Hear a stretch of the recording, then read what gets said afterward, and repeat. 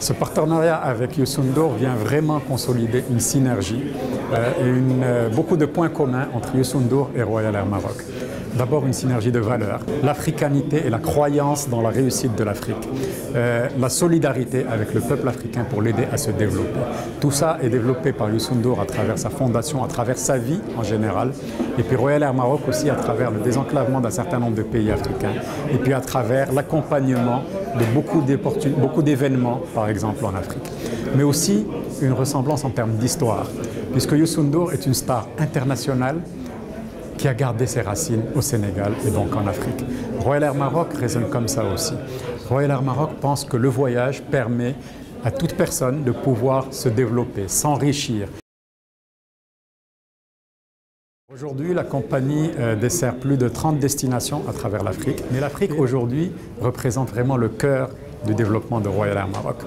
Avec 1 200 000 passagers, je pense, transportés cette année africains sur un total de 6,5 millions de passagers. Donc vraiment, l'Afrique est au cœur du développement à travers soit des relations directes Afrique-Maroc, mais aussi et surtout permettre d'accompagner les Africains vers l'Europe et vers les Amériques. Nous pensons avoir notre rôle à jouer de façon très importante en Afrique.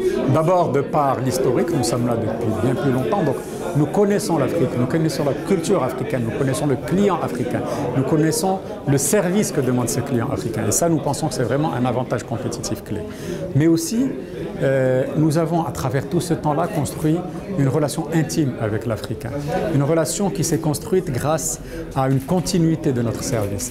Et je cite comme exemple l'épisode Ebola, l'épisode malheureux d'Ebola, où de nombreuses compagnies, pour ne pas dire la totalité, ont quitté les pays touchés par Ebola. Royal Air Maroc était la seule, ou peut-être l'une des seules compagnies à continuer. L'Afrique de l'Est est une route que nous avons lancé une première route vers Nairobi depuis 1 an et demi, dont les résultats sont, je l'avoue, un peu mitigés. C'est tout à fait une nouvelle région que nous découvrons, puisque pour l'instant, nous avons plutôt développé l'Afrique de l'Ouest.